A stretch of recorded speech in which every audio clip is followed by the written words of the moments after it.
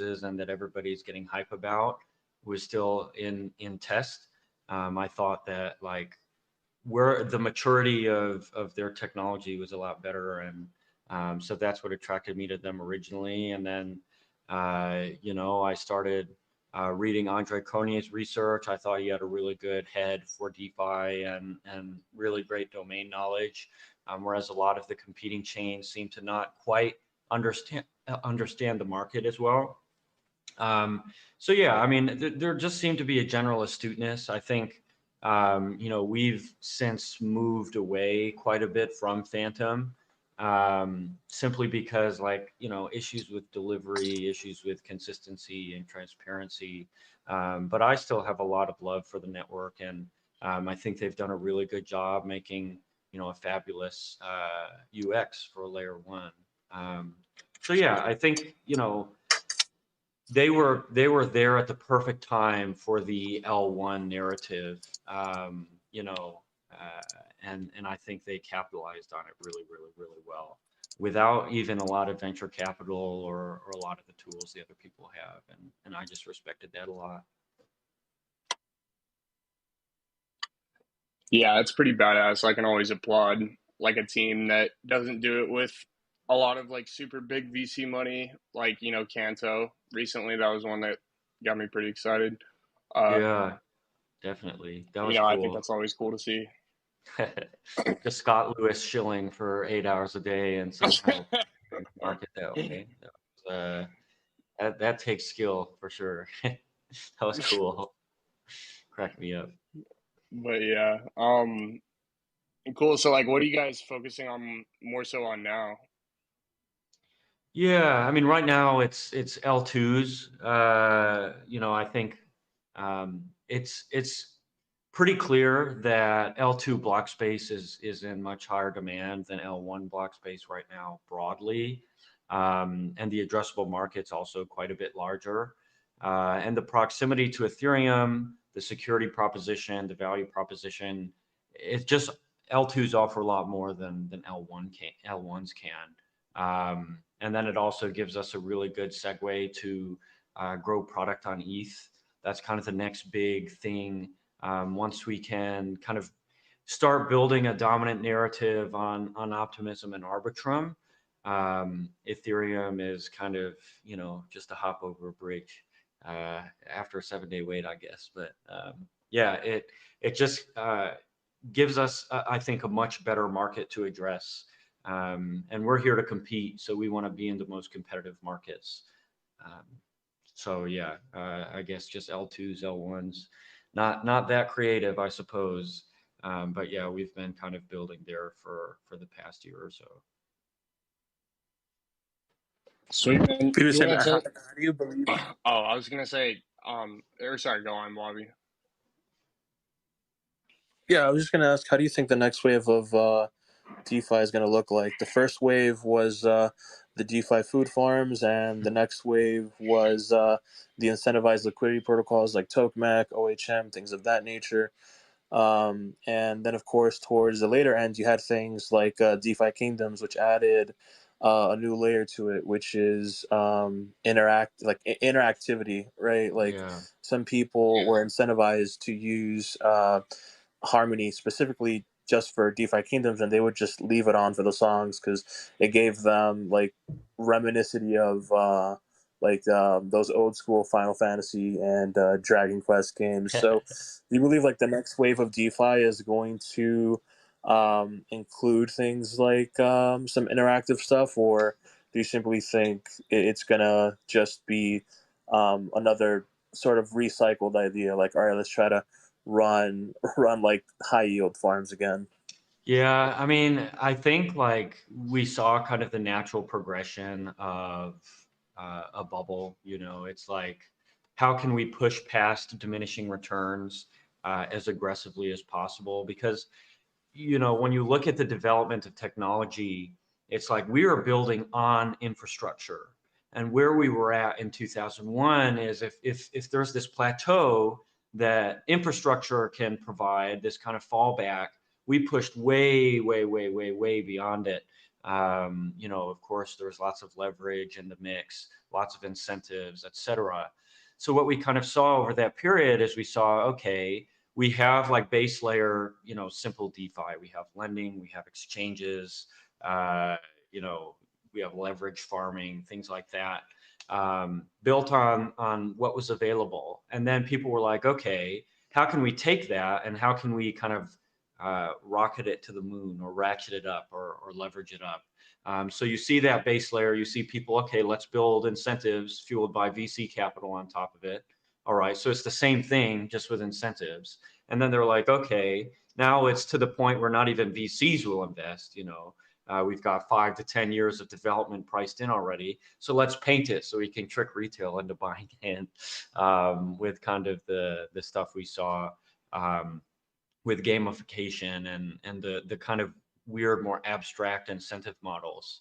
So now we're getting to a point where it's kind of like, you know, instead of a blown up step one with kind of our base layer DeFi, we're like, okay, now we're getting to the real step two. Now infrastructure has progressed to a level where it can give us the security, it can give us the performance, and it can give us the utility, and there's enough liquidity floating around that, you know, probably isn't going anywhere because it's been through a bear market. Now we can build on that. So now what we're going to be seeing is we're going to be seeing more derivatives, more options. We're going to see a push toward more traditional financial infrastructure.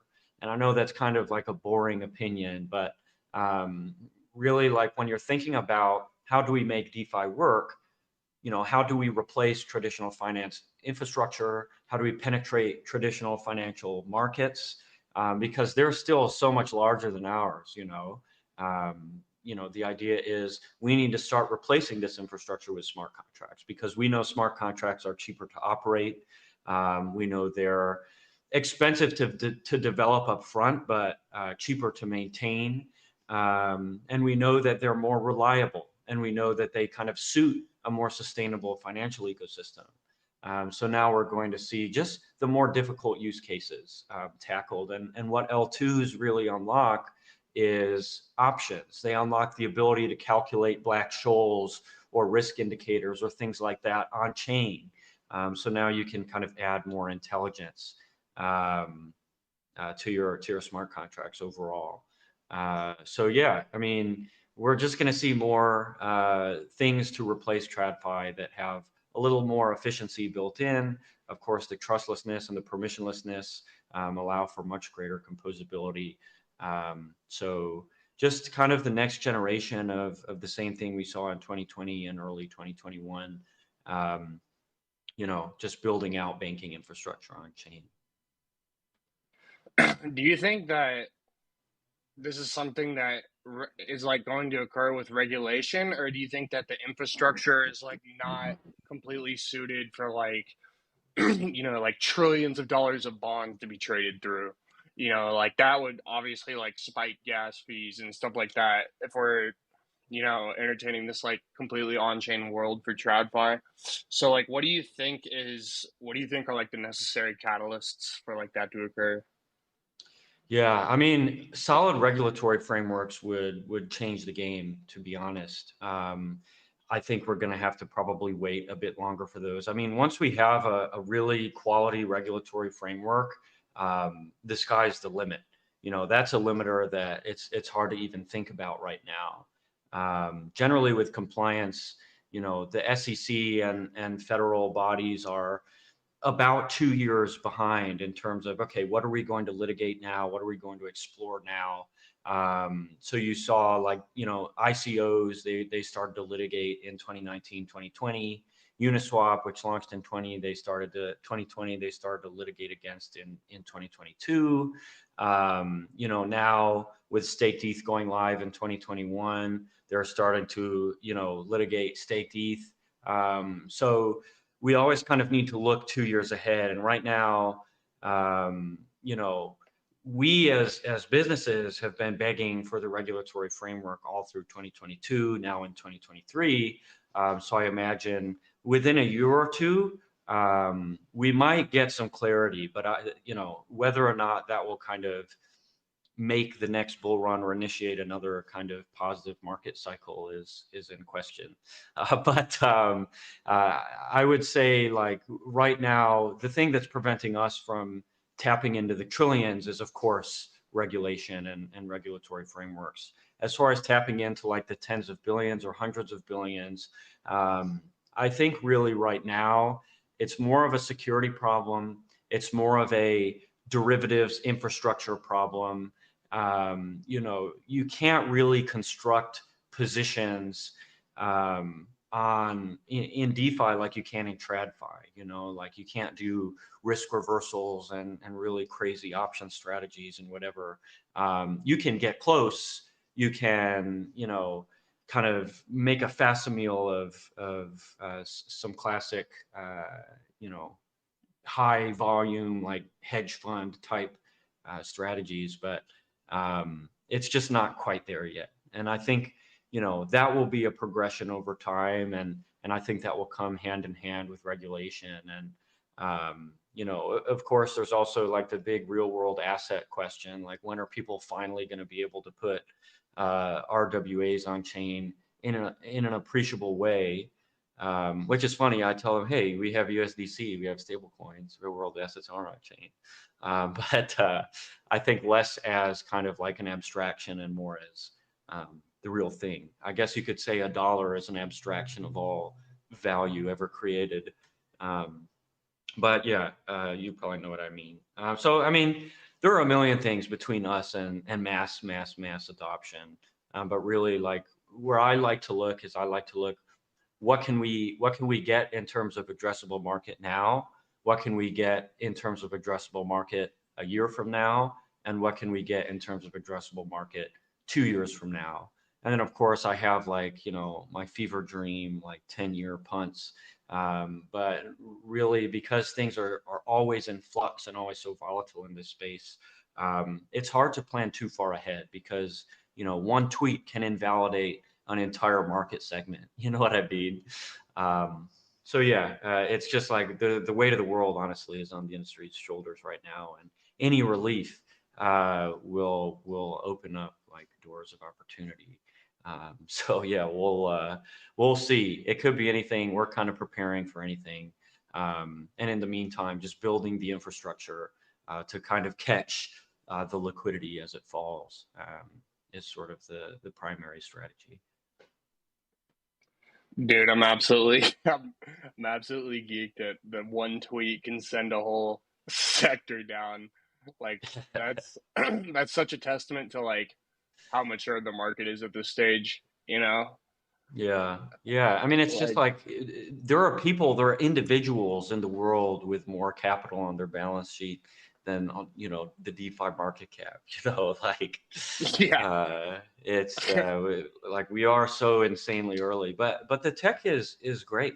The tech is like really, really fabulous. And I was at NFT LA Monday, Tuesday, explaining to NFT people DeFi, and I was like, hey, imagine if within a single transaction you can call all your loans back from every single bank and pay down or withdrawal or whatever. Imagine if, like, with a single transaction you can, settle or unwind a balance sheet that's like 100 entries long. And they're like, what? I mean, it's really hard to understand, and it's even harder to communicate. But the tech is just amazing. I mean, I love building it and building on it. Yeah, the tech is really cool. Like, I think that it is hard for people to understand because, like, for example, if you were to explain to them, like, what, you just articulated with how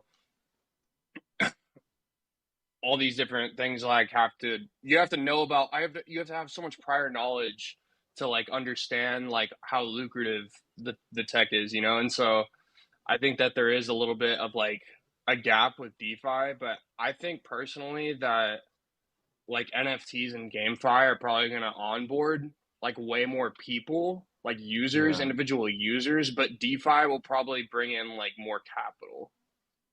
Yeah, 100%. I mean, I talk to like L1 founders a lot, just doing like business development for Granary. And, the thing I tell them is if you're trying to address I mean, NFTs I think are a good balance because there are a lot of really high value transactions. But if you're trying to address the gaming market, for example, you're going to be operating at a loss unless they scale to the point of like hyper popularity. Um, it's basically like your block space. You have to pay people to use it, or at the very best break even. And you've got all these servers chugging along, and I guess that's subsidized a lot by node operators. But let's be honest, most L1s are their own node operators as much as they pretend they aren't. But what DeFi does is it gives you actual real demand for block space to the degree that people are willing to pay thousands of dollars for a transaction. And just via arbitrage MEV, just by having the assurances through the blockchain that this transaction will be successful, and I will net this amount of profit. That's how you get something like Ethereum, where it's actually profitable despite minting billions and billions of dollars a year worth of assets. And I guess that's the big problem when you think about Bitcoin. Maybe ordinals are actually solving this, but you think how does it become profitable? How does it fund its security? Because there's people aren't using Bitcoin for payments. As much as I love Bitcoin, I think its value is kind of as a big rock. Something that doesn't really do much. It's like having a bar of gold in your closet or whatever. But yeah, it's like onboarding the users and getting them accustomed, like getting them to go from it costs 0.0001 cents for a transaction here on the Epic Gamer Network to, hey, you need to pay $20 on ETH. That's a big bridge I think users need to cross. But when it's the difference between getting 0.2% on your savings and 4 to 5% on your savings, it's kind of an easy transaction to make.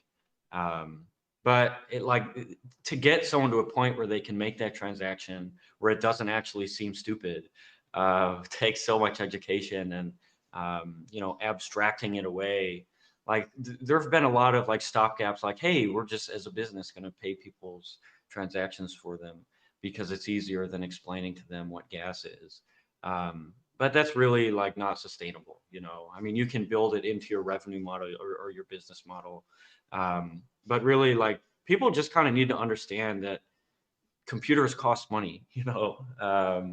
It's not like you spend $1,000 a laptop and suddenly there aren't any recurring costs. It's like, there's a reason, and your accountant is deprecating the value of your assets every year. It's electricity and the wear and tear on all the things. But I think if Zoomers can watch like 4 videos at once on a TikTok, they can learn that computers cost money to run. So hopefully, all the Zoomers will take over for us, and when we're old and stinky, or stinkier rather. I mean, dude, like we had grandmas bridging to AVAX at the top last cycle to buy Wonderland. Like I think that when you incentivize people, like they'll pull up. Yeah. They'll come. Dude, honestly, grandmas and Ponzi schemes, like I don't know what they see. Like I've talked to maybe 3 grandmas in the past 3 weeks involved in totally separate Ponzi schemes. Dude, they're just I think they are like naturally built to like be like see the good in people and like be optimistic about things. And so like there's just like not an ounce of cynicism like within them at all. And so they're probably just like, oh yeah, it sounds wonderful. Like yeah. Wow, yeah, Wonderland. Wow, look at that chart. Amazing. And it's real. It was BitConnect that got them in 2018 too.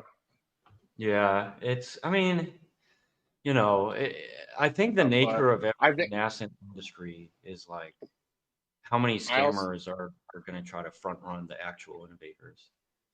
Yeah, like we laugh about this now, but like I also think that we're probably going to be the same people that like get finessed by like an AI scam in like 30 years when we're out the loop. Oh yeah, 100%. I mean, I'm ready. I'm ready to just become a Luddite. Once I hit like 40, 50, once I stop reading Twitter and reading the news and reading like tech developments, I'm just gonna like throw my phone in the trash and, sit in a chair all day spinning around waiting to Go die. live on a farm and just chill. Sounds wonderful. Yeah. Or Anyway, I guess dude, yeah, I could that's way better than just waiting to die. It's a good idea.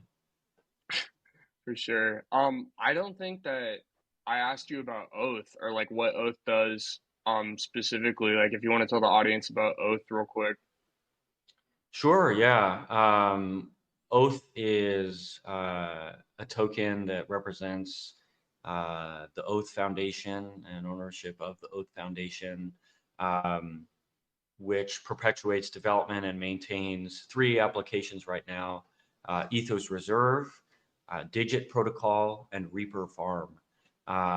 So the idea there is, you can kind of uh, govern the future of finance, obviously, and via bonded oath and via LP incentives and things like that, we can kind of capture a lot of the value that's created within the ecosystem um, through that token. So a lot of that is going to be happening through Ethos Reserve.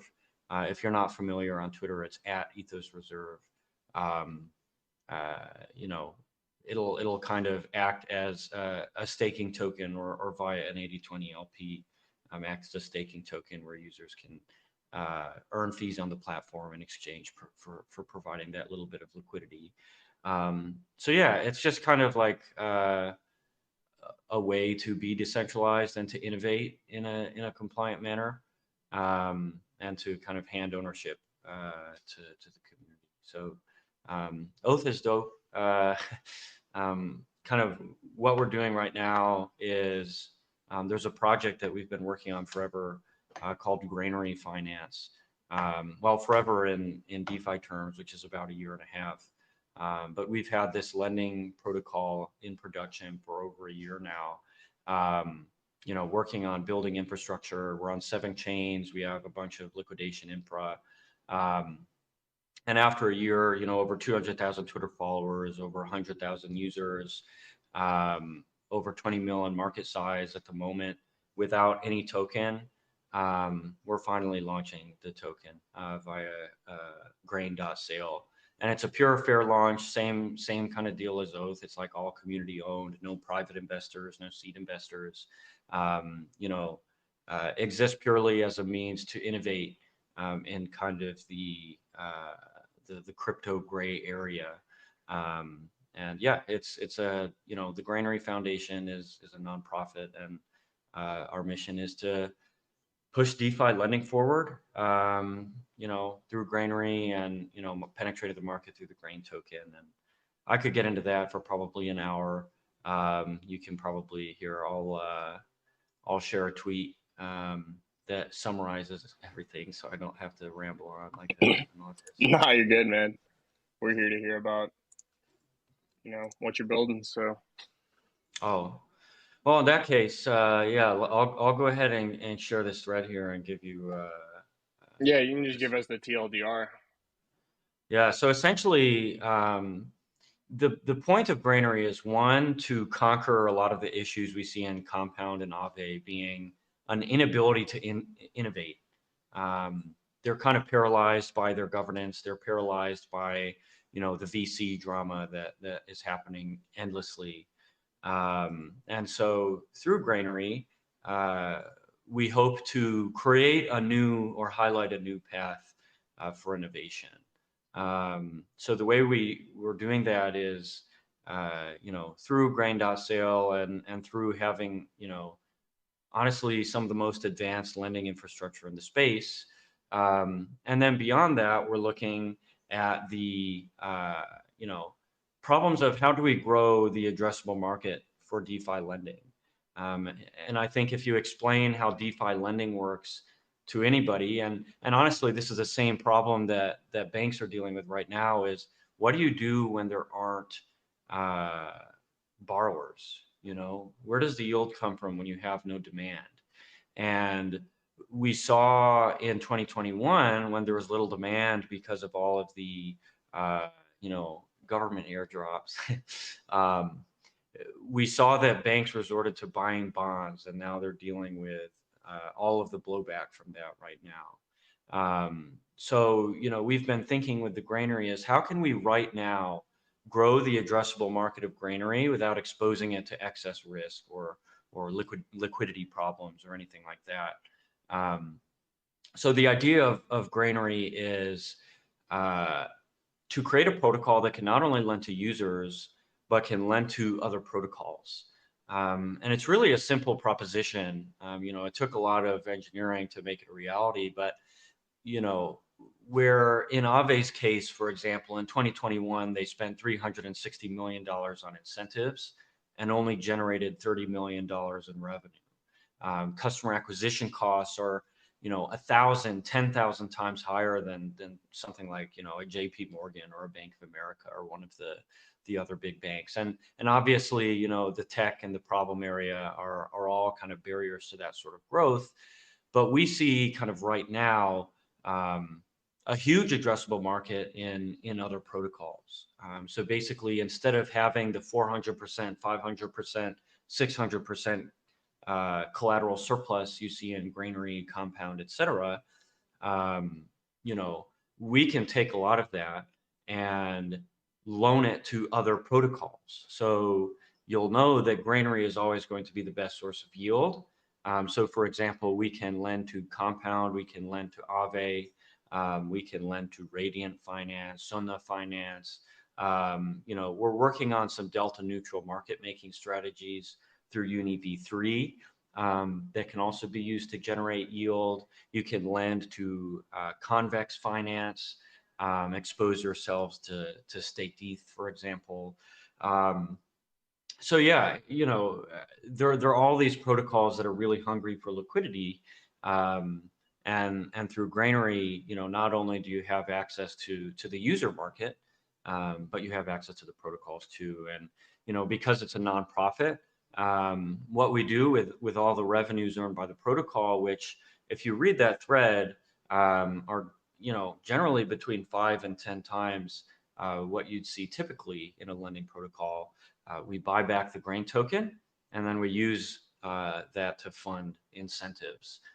So the whole goal here is to create a token economy or a community-owned lending system that doesn't rely on inflation to grow and to penetrate markets.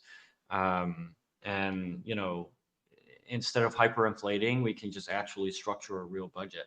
And incentivize the highest revenue pools and ensure that lenders, borrowers, and governors are all really well aligned, which oftentimes, you know, the relationship between those three parties is almost antagonistic. But yeah, so we're trying to kind of redesign how lending is done, and we're trying to get audits for. Oh, wait, sorry to interrupt you. Why is that Sure. relationship so bad? Why is that relationship antagonistic? Sure, yeah. So, I mean, first of all, farmers, you know, we were talking about Andre earlier. He coined the term yield locusts. Farmers generally just like to realize their gains in US dollars, Sure. obviously. So, you know, while farmers constantly dump all your emissions and all this inflation, it's really kind of negative sum. So you're introducing more liquidity, more this, more that, oftentimes over capitalizing your markets. Your token just gets dumped. You know, your governors kind of feel the pain, and generally move on to the next thing. So through kind of a buyback strategy like this, you almost don't care if farmers dump, because, you know, worst case scenario, if you're buying back all of your incentives on the back end, then if they're dumping, you know, you're going to net, worst case scenario, 2 trading fees, you know, through the buyback and the sale on the other end. So now we have, like, you know, lenders have almost an incentive to hold on to the token because they know there's that positive sum aspect to the system. Whereas if you're like an astute farmer, like if you use DeFi farming to pay your bills, you're realizing all of those gains in USD as soon as possible. Or if like you're a farmer and a trader, you might wait and try to sell at a more opportune moment. But now, if they dump, it doesn't matter. And we're trying to attract the farmers that are trying to build positions in a protocol. And because we're always going to have the best yield, we can not only attract all those people, but we can attract or maybe convert some of the more mercenary capital, simply because they know if they hold onto the token and the entire incentive budget is being bought straight off the market, that it'll probably appreciate in some way, and the demand will go higher, just generally. So I mean, really, like, the only reason we can do this and the only reason this works is because we have a much larger addressable market through lending to other protocols. Whereas, Aave's revenues could never really compensate for the amount they're spending on incentives. They spend $80,000 a day right now on staked Aave. So yeah, that's the general gist of it. And we use the same kind of tokenomics for Ethos Reserve. The idea just being, if you need to hyperinflate and spend 10 times more than you're making, then you're not a sustainable business. So, being in kind of the nonprofit space, we can just take all that and structure these incentive budgets using buybacks, and we can do things like we can fix incentives, or we can direct incentives to high revenue pools, or we can direct incentives toward our competitors' premier markets, and try to compete a little better. So yeah, it just gives so much more power and flexibility to the governors, and I'm really excited to kind of get on-chain governance and things like that going, because having a team, having like a few quants, analyzing and optimizing, is never quite as good as having 500 backholders constantly trying to min-max your incentive portfolio, which is like a new level of efficiency that we see. I mean, we see it all the time in node operation, et cetera. If you've got 50 people. It's how community members are made, baby. Yeah, for real. some underwater bag. Yeah. But I mean, it's we're just trying to make, like, I think our whole ethos is, we don't launch projects in the kind of token domain to make money. They're nonprofits. We do it mostly to innovate and to be able to realize a lot of that reputational growth, and show people that, hey, we're Byte Masons. We're the best development firm in the space. Look at our portfolio, and our portfolio is a bunch of the top projects. So that's why we hand everything over to the community and work with them to innovate in a way that's really hard to do outside of the kind of nonprofit token economy paradigm, I guess you could say.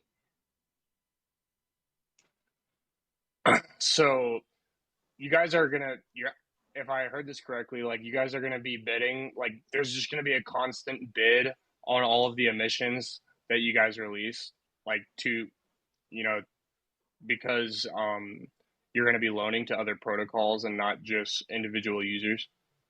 Yeah. Okay, that makes sense. That's pretty cool. It's a great idea. So we tap the user market and we tap the protocol market for liquidity, and it's a really simple idea that for some reason nobody has done yet, probably because it's extremely difficult. But it's like the addressable market in that case grows so much, and your ability to actually generate revenue, no matter the market conditions, grows really significantly. And then if you need more individual user borrowers, now you have an incentive budget that isn't just minted on top of nothing, that you can direct on the borrow side, and honestly be really competitive that way. I don't really see how anybody competes with Granary, to be honest. I guess like it will have a slightly different risk profile because we are doing that permissionless lending, and it will be like totally new, never seen before. So there will be, of course, kind of the battle testing period, and we're investing huge in audits and bug bounties and pre-production audit contests and things like that, just so we can ensure Nice. it's like the best of the best. And then you guys are having a pre-sale for it right now? Yeah, we are. It's like a 14-day liquidity generation event on Is there a cap on it? There's no cap. So a lot of people are probably waiting until the last day. But yeah, pretty much everything just will go into liquidity pools. And yeah, from there it'll start trading, and we'll start figuring out an incentive strategy. We'll book audits for Granary V2, and yeah, from there hopefully be the biggest, best lending market there ever was. Peterson, where can people learn more about what you guys are doing at Byte Masons, and to follow up with everything that you're doing, brother? Yeah, I mean, you can follow me. I think I'm generally like talking about Byte Mason stuff since it's all I do nowadays, it seems like. But you can also follow the Byte Masons Twitter. So it's just Byte Masons at Byte Masons. That's BYTEMASONS. And then you can also follow Granary Finance at Granary Finance. That's GRANARY finance. And then, I mean, Discord, if you have questions, discord.gg/oathdefi. Our team is always in there helping out users and kind of showing them the ropes. And if you want to be a crypto developer, we're always answering dev questions in there and helping people start their careers. But yeah, I'll just be around, to be honest. You can message me or whatever. I'm a masochist, so all my DMs are open if you have questions or want to learn anything about what we're up to.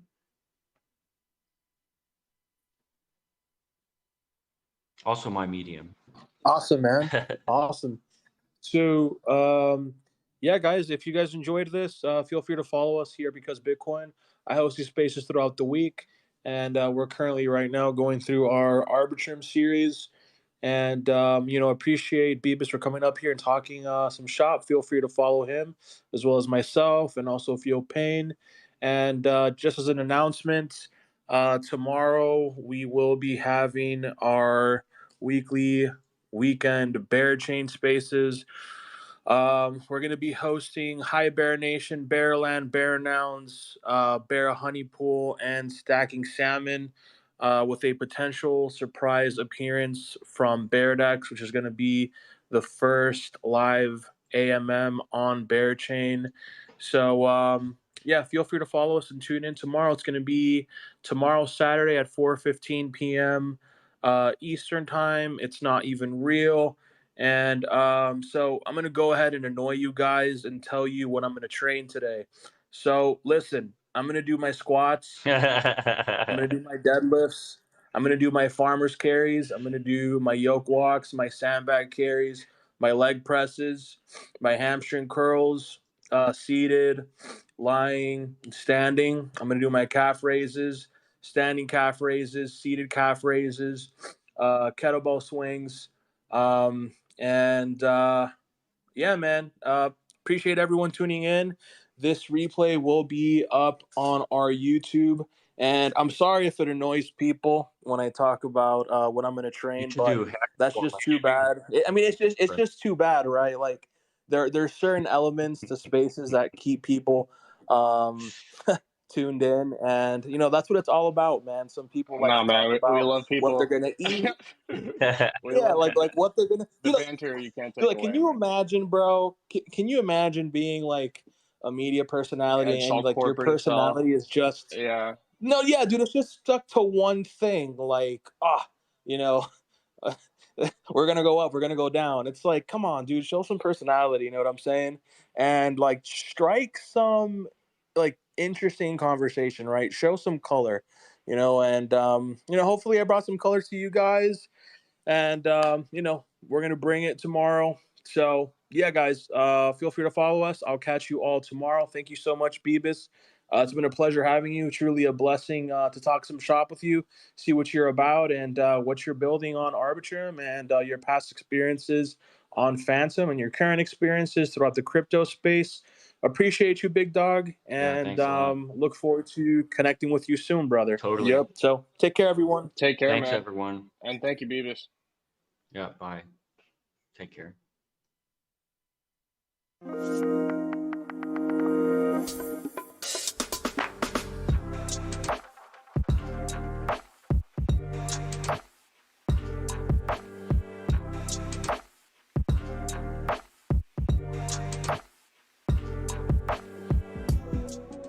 The trading current is just math. It's just math. It has a 95.45% hit rate when we deviate outside of CP2 and CN2. All you had to do is recognize that 95% of the time when we get over here, under this blue line, we get some sort of mean reversion. So let's just assume you long right here. 95 out of 100 times, when I buy this, I'm gonna get some sort of bounce. It's just math. Look what would have happened as we move up. Look at the bounce that came after. And now look where we are. If you had just blindly followed the current, you take all emotions out of it, and you say, I'm going to trust the statisticians. You would have bought Dow Jones somewhere down here under 30,000, depending on how you want to measure it from absolute top to bottom, 20% move. We also have multi-time frame alerts. You don't even have to be at your computer on TradingView. You can ping your phone. Now, the current has some really awesome features, and I would urge you guys to join our Discord to get access to it. We give it away for free as a tool to the community. It's just math. There's really no need to overcomplicate things, not even in the slightest.